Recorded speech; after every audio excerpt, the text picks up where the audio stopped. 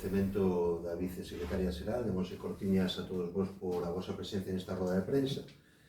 E, bueno, eu son Félix Porto, coordino sectores dentro de Unións Agrarias e que a compañeira Monse Cortiñas, quero agradecerle personalmente que este hoxe aquí fale galego non é casual. Primeiro porque é de Chantada, é de Galicia, e que a segunda de abordo da Unión de Pequenos Agricultores da nosa organización a nivel nacional fale galego para non ser unha ventaxa, é dicir, conoce perfectamente cales son os problemas e nos costa moito menos trasladar cales son desde o noso punto de vista as posibles solucións. E nese sentido, por tanto, é dicir, gracias Monse, porque sempre desde a Unión de Pequenos Agricultores Monse xoga na casa e nós nos sentimos sempre como unha casa porque nos entendemos perfectamente.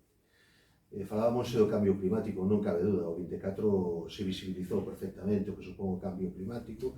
O vivimos, por desgracia, con sequías que provocan incendios moi difíciles ás veces de apagar, con fortes chuvias, intensas chuvias. O Quir foi un exemplo claro, pero vivimos na Limia, con tema de pataca e cereais, os problemas das inundacións en parcelas que fixeron que se reduciran considerablemente a produción en determinadas cuestións e a aparición de novas enfermedades. Esa é unha evidencia que, por desgracia, nos tocou vivir ao longo deste ano 24.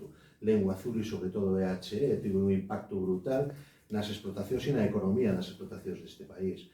Máis de 2.000 explotacións que tuveron algún animal enfermo, 1.000 vacas que morreron directamente pola enfermedade. Bueno, é dicir, o que decía a compañeira Monse Cortiñas, a nosa organización, o noso sindicato ten como filosofía negociar, tratar de dar solución. Vamos á movilización cando creemos que non van as negociacións na liña que creemos, pero cando nos sentamos e dialogamos, buscamos ou intentamos ser responsables, coherentes e darle solución ás cuestións. O fixemos con esas 43 medidas a nivel nacional, o fixemos no caso da EHE coa Consellería de Medio Rural, é dicir, conseguimos casi 6 millóns de euros para minimizar o impacto da EHE, independentemente de que quedan moitas cuestións e moitos flecos, pero certo é que conseguimos variar o baremo de indemnización dos animais de 500 e 600 euros que estaban cobrando no 23, pasamos prácticamente os 1.600 por animal, conseguimos que se indemnizara as explotacións que tuveron positivos, bueno, para pagarles os gastos de desinsección e os gastos médicos. E quedan cuestións pendientes. O 25 ten que ser antes do 30 de junio. O 25 ten que servir para facer unha modificación no PDR e que se activen fondos para conseguir aquelas cuestións que temos pendientes, sobre todo con estas enfermedades. O problema dos abortos que non están contemplados, problemas de fertilidade, os problemas de facerlle frente ao pago das vacinas, que é unha solución que parece que está dando os seus resultados, polo menos en este primeiro período de impacto, e sobre todo que é o lucro cesante que non se contempla ningún tipo de indemnización e que é fundamental para evitar que sigan desaparecendo explotacións no noso país. En leite e nos distintos sectores productivos, tanto o impacto do acordo, que tamén podemos valorar, polo menos por encima, e do que sabemos, é dicir, porque obviamente falta por conocer todos os detalles.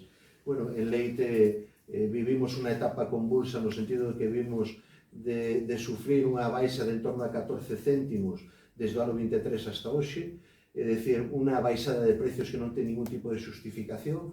Ademais deso, nos encontramos con un indiferencial do que cobran os produtores de leite no noso país, en Galicia, con respecto ao resto de produtores do Estado español de 4 céntimos.